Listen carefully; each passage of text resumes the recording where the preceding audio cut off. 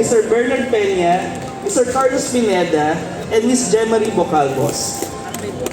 So ladies and gentlemen, please give our moderator and panelists a warm round of applause as we begin this exciting discussion. Thank you for that introduction. Good afternoon, everyone. I'm Ronan Espinueva. I am an administrator for the Graphic Artists of the Philippines, also known as GAP. And with me are my co-admins in GAP. But to give them justice, bigay natin ang mga actual na job titles niya. So first and foremost, we have Mr. Rock Cleo. He is the CEO of New Brave Academy and an experienced brand strategist. We have Ms. Jemarie Boki. She introduces herself as a creative consultant extraordinaire. Mr. Carlos Pineda is the creative director of Gugit at Gawa. Wave naman dyan, Mr. Pineda. And last but not the least is Mr. Bernard Kenneth or Burns Peña. He is an illustrator and a renowned comic book artist. Actually, the latest na gawa niya is, I think, yeah, this is your latest work, right, Burns? You just released it. Ooh, okay. It will be available sa San Diego Comic Con, upcoming San Diego Comic Con. Okay. So, SDCC. And of course, palakpakan naman po natin.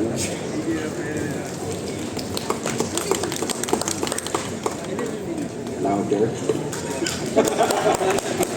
Thank you po. Thanks. And of course, to everyone who is watching at home, may tripod po kami nakaset up doon. Good afternoon to the members of GAP and everyone who is watching on the live.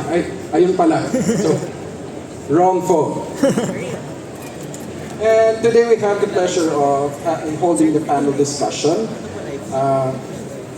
Of course, we have 20 minutes for these, and we do have some select questions for our panel of experts. But of course, if you have any questions, please feel free then to ask, or kung may mga katanungan po kayo. For the ones who are at home, kung may tanong po kayo, pwede nyo rin po, I think pwede we can take questions from the audience, some of the audiences. Pero kung nandun po kayo, if you're watching us through the Facebook Live, meron po kaming sinunod si 5 pesos kada tanong.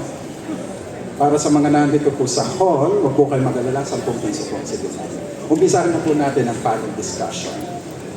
Okay, so before we begin, kumusta po kayo mga panelists? We're doing great. Doing great? Doing great? Tired and great. Tired and great? Doing great? Miss Gemma? Very, very great. Very, very great. Okay, so let's start our questions. Contestant number 1. Hindi ako ma-recognize ng face ID ko. There we go. So we do have some questions that I do want to ask. And my first question is for Mr. Cleo Rock. Okay, Go ahead, sir. Nahin na natin yung pinakagwapo. So you are the CEO of New Brave and you have an extensive experience when it comes to this. As a branding strategist and design thinking facilitator, okay, how can Filipino creatives use design thinking to solve real business challenges beyond aesthetics? Okay, so that's beyond aesthetics lang. Give me a sec. Ayaw na naman akong ma-recognize na aking phone. There we go. Beyond aesthetics and visual appeal. Okay, so again, before I answer that, I'd just like to congratulate Quinton for organizing this. Oh yes. Let's give them a round of applause. And then GAP, GAP, Graphic Artists Philippines, everyone please follow. And also, I'd like to take this opportunity to say happy birthday to our founder, Aiza. Happy birthday po. May kainan po. Kanya-kanyang bayad. So anyway, it's a very interesting question.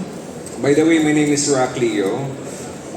He's asking about how can I apply design thinking into real business challenge beyond aesthetics and visual appeal. Yes. Okay, so ladies and gentlemen, for those people who doesn't understand design thinking is a process, no?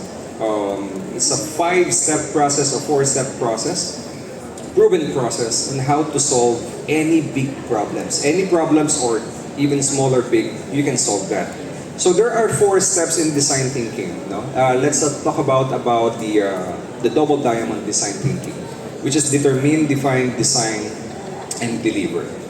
So ang problema kasi no, ng mga entrepreneurs, when we have an idea about business, tuwang-tuwa tayo.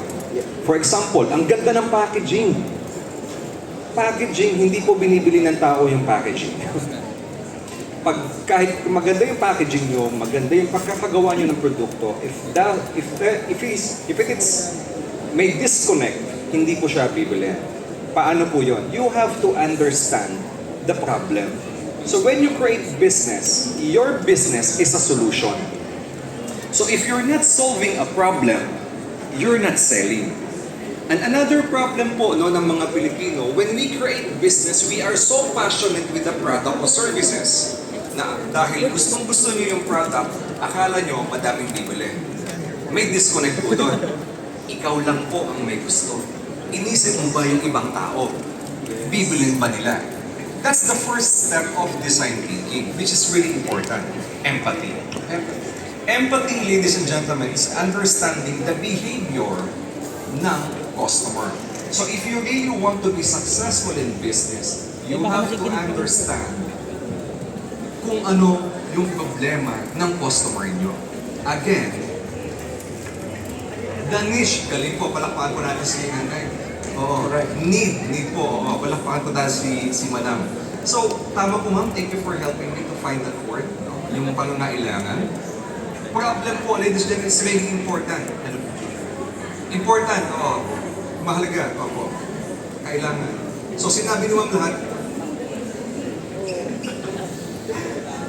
sige ma'am, thank you so much. You're so passionate. Thank you so much po. At you're helping me to express no, yung gusto ko sabihin. So ladies and gentlemen, it's really important to understand kung anong kailangan ng customer. You have to disconnect yourself to the product and services. You're excited. Alam ko, naiintindihan ko you're excited. Pero if hindi maintindihan ng customer mo, they will say no. I think that's my answer to it. That's a good answer. So, identify the need when you're designing anything. So you should, it's fair to say that it's supposed, this is a practical way of thinking that it's supposed to be customer facing. We should always be solving a problem. Yes, you have to identify the problem. Again, your solution, your business, is the answer to their problem. So dapat maintindihan yun. Kung ikaw ay graphic artist, you need to understand ano bang problema ng kliyente before you deliver that. Ganun din, if you have a product, sabihin natin, if you have a sticker or anything, no, food, any industry, first thing first is you need to understand ano bang problema ang sinusolve mo. That's basically hitting the nail on the head. Very, very concise and very good. So thank you for that, Mr. Cleo. Thank you. Palakpakan po natin si Sir Rock. So, for the next test, bikini portion po tayo mamaya sa birds. So I actually do have, this next question is for you, Mr. Peña. Different na. Let's go, medyo ibahin natin yung perspective natin ngayon. So, we pretty much live in an era dominated by digital content. What unique values does printed illustration and visual storytelling still offer audiences? And how can Filipino artists preserve and communicate local culture through this?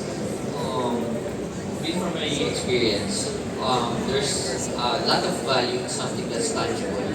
Much more if it's rare. So,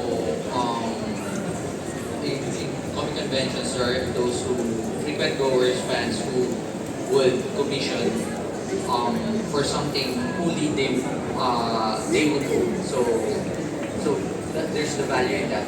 So bukod dun sa having the print media, mass produced. When they go to cons, having it signed and then having the artist make something one-of-one, especially for them. Yung point ni kanina yung connection dun sa audience. Yun, nagkakaroon siya ng ganun. Basically yung experience na oh, this is minus, no. So, yun.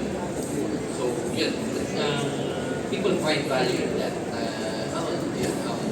wrote this. This is, tsaka, most of the time, comics, reflection siya ng culture, ng time. So, it's like, a picture na doon nag-preserve everything.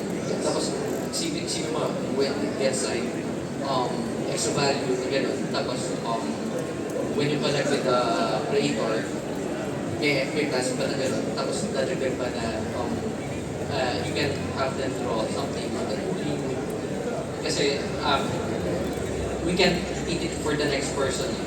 Whatever we draw, markings on that page that we did for you, hindi na magagawa for the next one. So, that connection, that yung tangible na yun, I think yun yung importante para rin. So, it's not just, so taking Mr. Cleo's, taking Rob's answer one step further, ano? Kasi if we're talking about identifying the problem and solving that problem, but also making it very personal for them, and speaking directly to the audience, which really resonates with the same exact point, the Sir Rob. So for the students, everyone here who is listening right now, and you're probably wondering how this is going to work, how is it, bakit useful pa rin para sa akin na gumawa ng physical media, why is physical media so important? There you go. You're solving a problem, and I'm talking to the 3 kids that I invited here. Hi guys. So yeah, so making it very personal. If I may add, there's also, from my personal experience, whenever you get to print a book, and then whenever it's fresh from the printers, there's this distinct smell na parang bagong na parami. Tapos, every time, the experience is very refreshing. It's real. Especially that a lot of effort is placed on coming up with one. Kasi if I had to call it like the final step or the final step of the creative process, Yeah, in a sense. a realization. Or a milestone. Kasi, like having a kid, meron pa yung next na having it printed is one thing, tapos may mga susunod na challenges and exciting parts.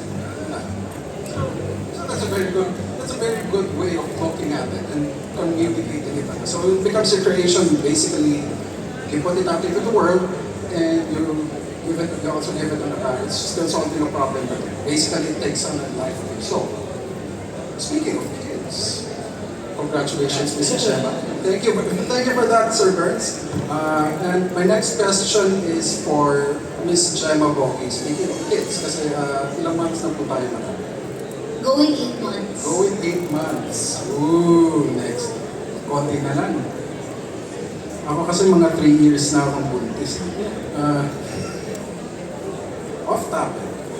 For you, Miss Gemma. So, kumusta naman po ang audience natin? We're still good? Yes, we're still good? Naalala niyo po kung pangalan ko? Sabi nun. Okay. Okay, so for you, Miss Gemma, congratulations by the way. And meron po ako, for you, I do have this question. So, as AI and automation continue to reshape creative work, because we are talking about physical media and physical creation, now we're also talking about how we're going to integrate AI effectively into our work processes. As AI and automation continue to reshape creative work, how can designers leverage these technologies while maintaining originality, critical thinking, and human creativity? And also, what advice would you give to young creatives who want to remain competitive and employable in an increasingly AI-driven design industry?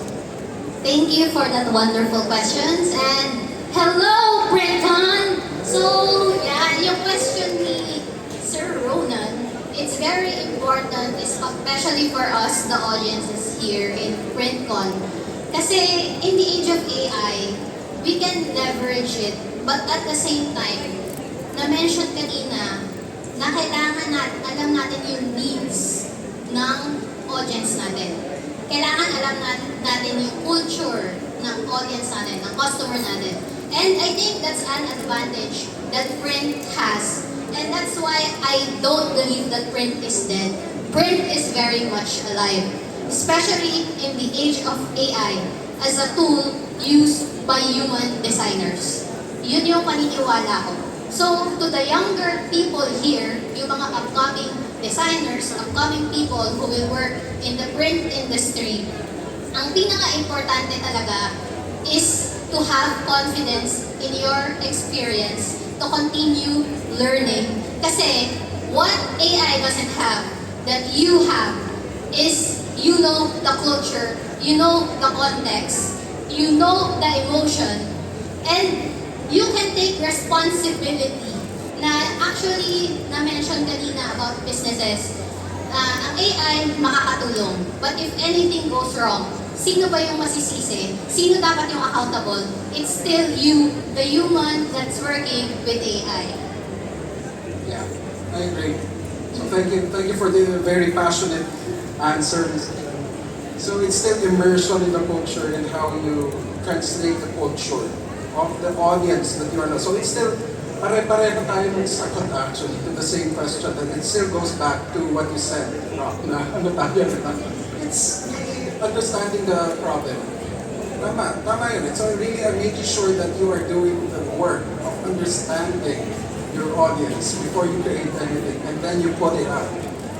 Because if you don't understand your audience at all, then there is nothing that you can, kahit gano'ng maganda yung gawa mo, if it doesn't speak, it doesn't talk, it doesn't work. Which brings us to our fourth panelist, Mr. Carlos Pineda. So you are you're the creative director of Guhit at Gawa. And my question for you is, through Guhit at Gawa Studios, you combine branding, photography, and print production. How important is collaboration across creative disciplines in delivering successful campaigns and products? And if any, do you have any entrepreneurial lessons that have been most valuable in building and growing a creative studio in today's competitive market?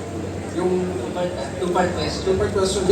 Basically, yung ipapadiscuss ko sa iyo yung ano mo, yung UST mo, para pwede natin compare. Ay, question muna. Sino dito sa audience ang graphic designer na artist? Paki-raise yung kamay. Mga 1/5? Yeah? Sige. So, ako, yung some of our works nandun sa booth ng Graphic Artists Philippines. So, yung first question, collaboration. Ako as a graphic designer, so hindi lang ako creative director. Ayoko iwan yung graphic designer portion ng title or ng ginagawa ko. So, nag-work ako sa isang coffee chain as a graphic designer. Ka-work ko si Miss Aiza sa yun. So, kung she would attest na graphic designer ako na earphones, trabaho, wala akong pakialam sa iba.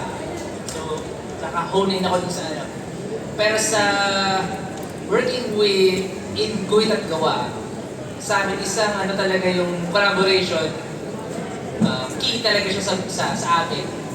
Kahit na 14-15 years experience na ako, mas ngayong natututunan yung working with a team na kahit na feeling ko kaya ko gawin lahat, pero hindi kami makakagawa ng makakahandle ng 10 client at the same time kung ako gumagawa ng lahat. So, key talaga siya sa amin. One of our core values is make for each other. So, PM, registered. Yes, meron kaming trusted partners. Nag-outsource kami ng ibang trabaho. Yun din, collaboration din yan, kasama yun. But even in-house, yung belief namin is kung yung isa naming designer hindi ginagawa yung design, mapaforce ako mag-design. Ako naman, as the creative director, kailangan ko mag-manage ng client at saka kumuha ng more business. So walang papasok na business kung walang nag-design. True. So yung collaboration doon, dapat respetuhin ko rin at respetuhin din nila na may role lahat kami in all of the outputs. So is it fair to say na nangyari na rin ba na you've had so much to do that you've also had other agencies or other studios? Yes, other freelancers. So, kunwari, photography, ako yung mas nag-photograph ng food stuff, pero nag-outsource din kami ng photographers, designers, motion graphics, mga hindi namin specialization, nag-outsource kami. For your second question, yung tip, no? Yes. Find your niche. Niche? Paano ba ito? Yes, So, correct. Tama not naman. necessarily focus on one. Ako kasi generalist ako by heart dahil binabayaran ko na yung buong Adobe, aralin ko na rin yung iba. So, marunong mag-motion, blah blah blah. Pero, yung niche, hindi ako naniniwala isa lang yung dapat gawin mo as a generalist. So, as design and print kami, gumagawa rin kami ng branding, etc. Pero, nakafocus kami sa market, sa restaurant market. Yes. So, kahit na marami kami ginagawa, focus kayo dun sa kung sino gusto nyong interact na industry. So, yes. So pick ano. Like when we say niche, we're not necessarily saying isa lang na bagay pa ulit-ulit, but rather you have a very targeted market. Would it be a better ano? Yeah, siguro in our case, parang ganun yung balak, yung ginagawa namin. So, yeah, so that's still ano. So if you still understand the customer, you still understand the market, then you know exactly what gaps to fill. What gap to fill and exactly what solutions you can offer. Because don't forget, guys, that whenever you're doing whatever that it is that you do, doesn't matter what you do, as long as you're doing it, you should always be solving a problem. Otherwise, you're just doing something that paka-interesado lang ng tao, but until hindi siya nakakasolve the problem. If it's not solving a problem, if it's not a solution, people aren't going to flock to you. Hindi ka nila yan. Now, this next question is for them. Okay, so ano pa? So mag-headphones po muna yung tatlo para hindi nila marinig yung tanong.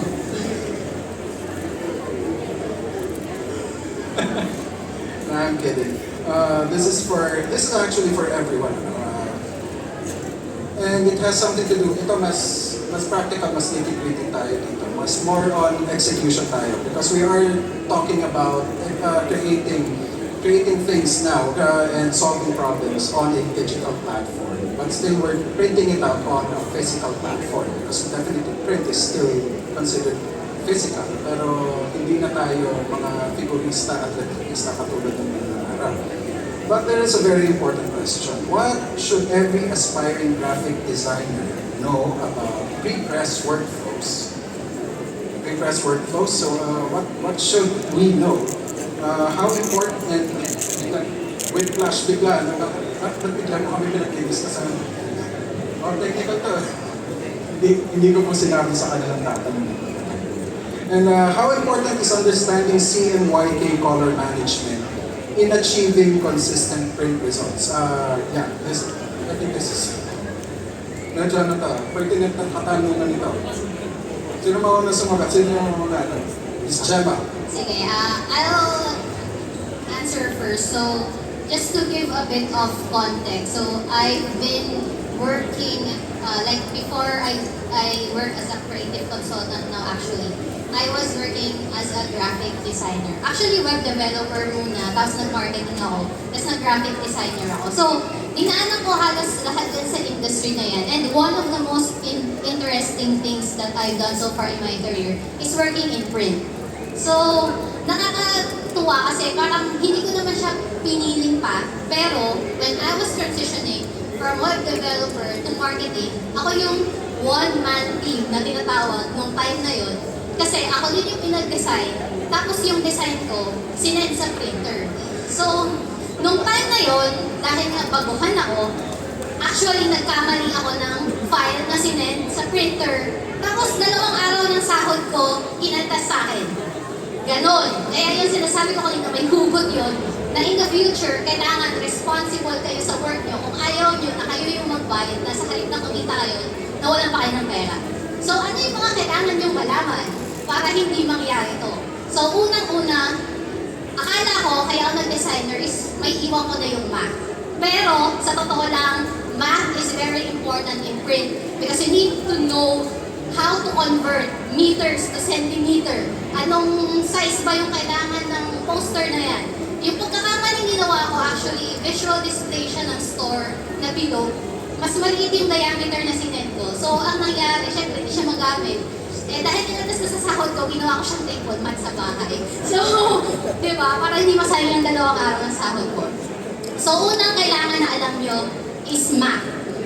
Then, pangalawa, as you expand, you will work with people. You will work with teams. And so, you need to know how to prepare your working files. So, yun yung pre-press.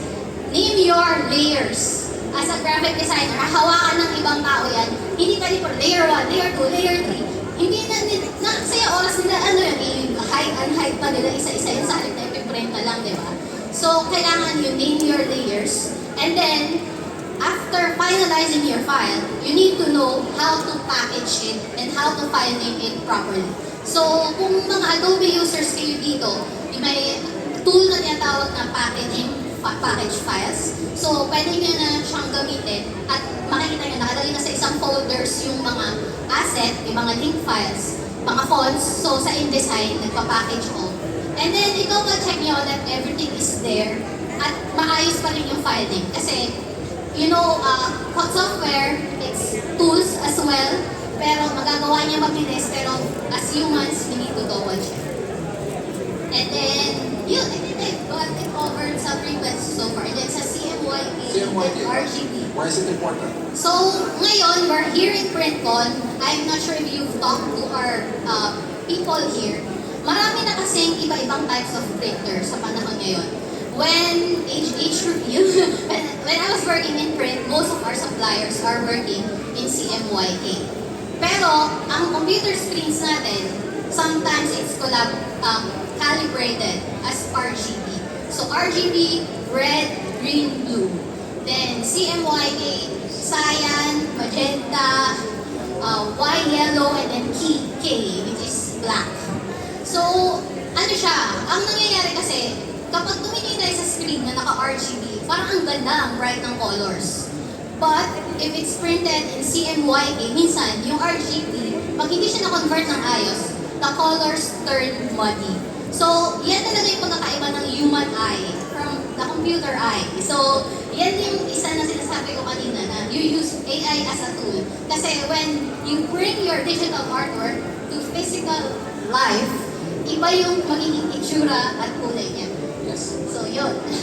So, it really has something to do with whether or not physical ink can replicate yung gawa mo sa RGB. So, long story short, kung kailangan, if you're ever creating anything in print, the first thing that you have to do is make sure that your color mode is set to CMYK.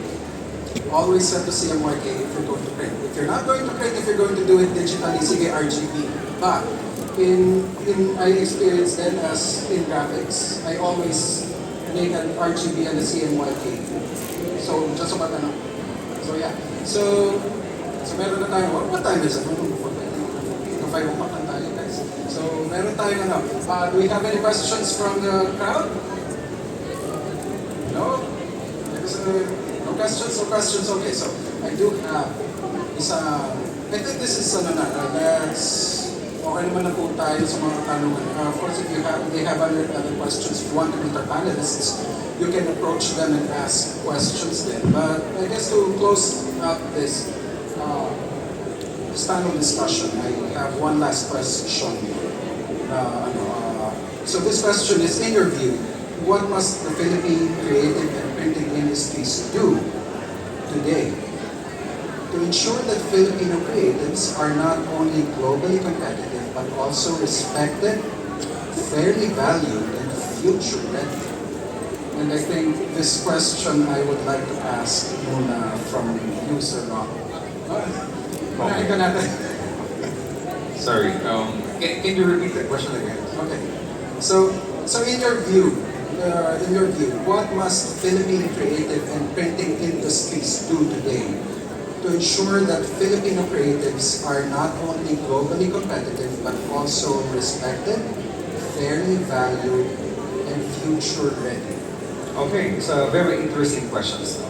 I think we've been we've been solving this problem for a long time. By the way, I have 2 decades experience in graphic design. I'm a graphic designer po, no, from junior designer, work all the way up to become a creative director. And printing, yeah, I was trained in printing. So, yung mga ganyang printer na yan, normal po sa akin yun. At before, when I was young, yung amoy ng mga ink, ako, it's very addicting. No? Kaya naalala ko, that there's so many memories no, na bumalik no, nung naamoy ko yung mga printer at nakita ko yung printer.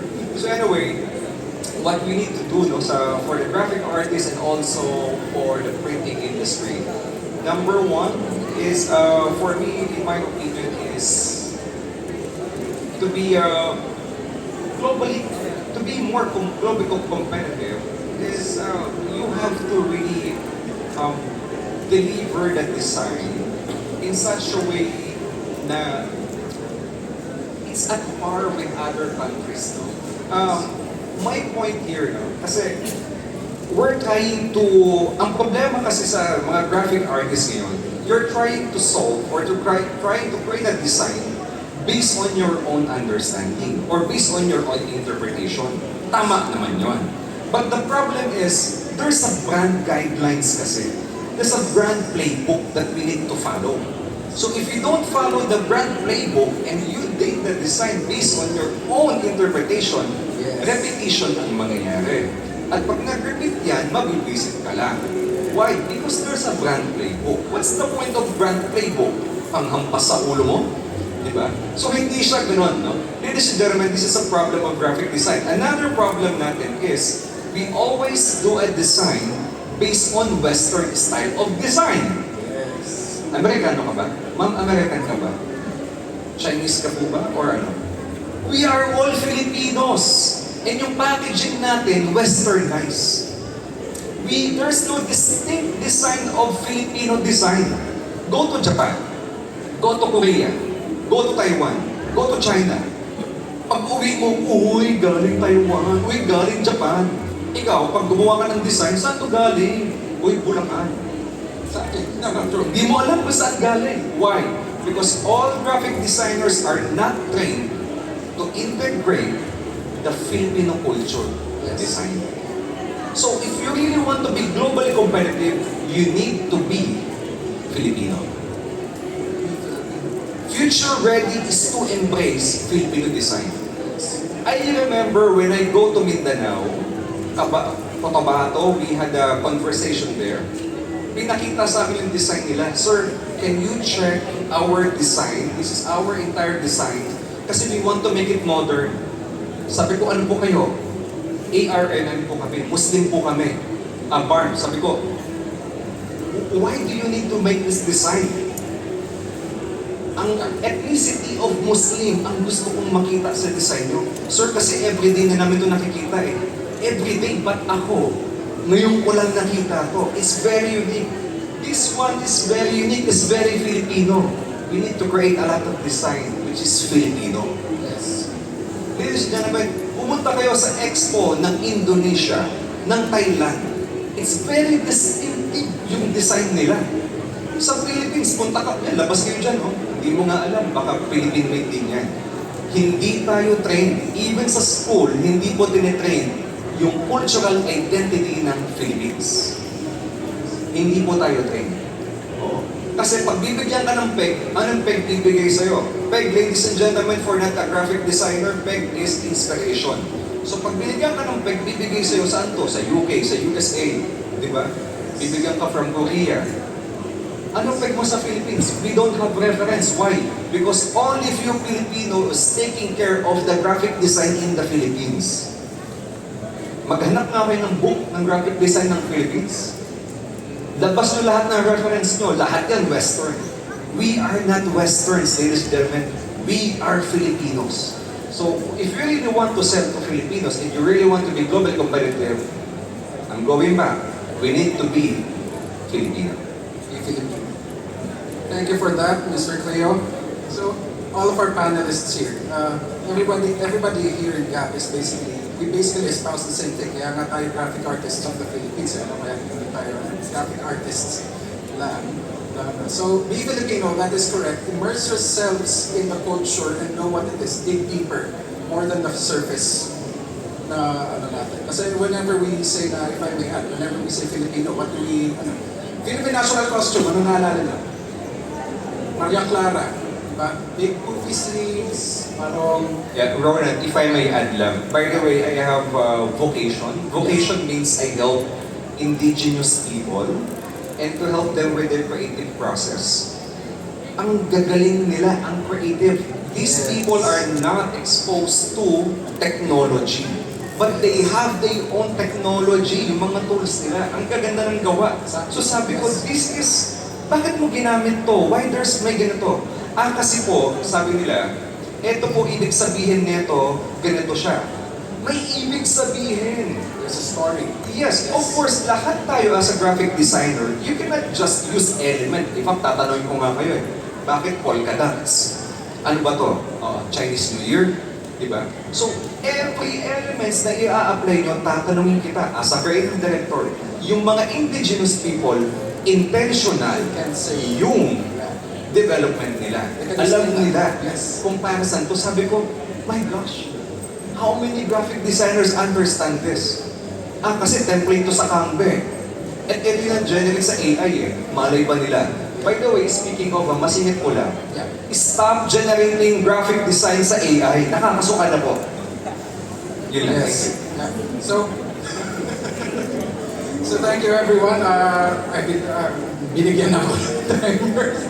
Off na, no. But thank you. I wish we could prolong this discussion. Who knows? Maybe we can continue doing this at another platform online sa GAP, guys. And ano pa? So yeah, in closing, try to immerse yourself in the culture of what it means to be a Filipino.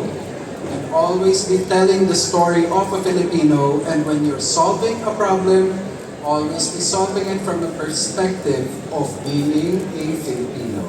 Once again, we are Mr. Rock Leo, Mr. Bernal Kenneth Peña, Mr. Carlos Pineda, Ms. Jenny Bocanos, and Ronan Espinueva from GAP. Thank you. Alright, thank you very much to our esteemed moderator and panel from the Graphic Artists Philippines. So, for our panel, we will ask you to remain on stage as we give out our certificate of appreciation.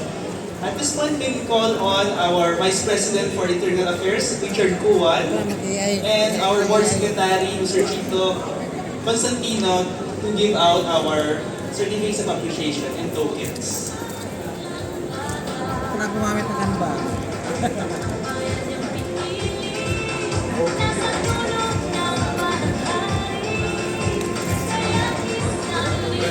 Ano yun? Na-record ba lang o live stream?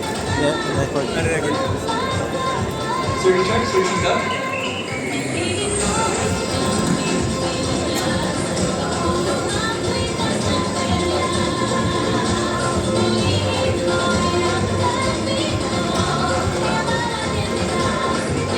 Also joining is our PBBF President, Sir Dante Leren.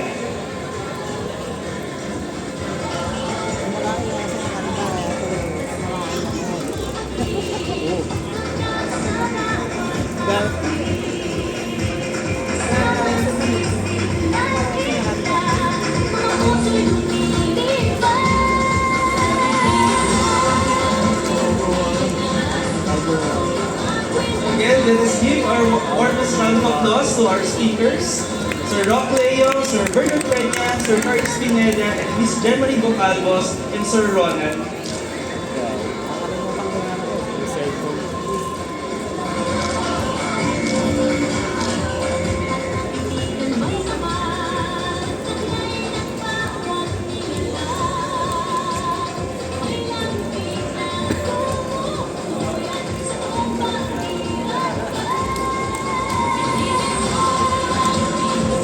Alright, so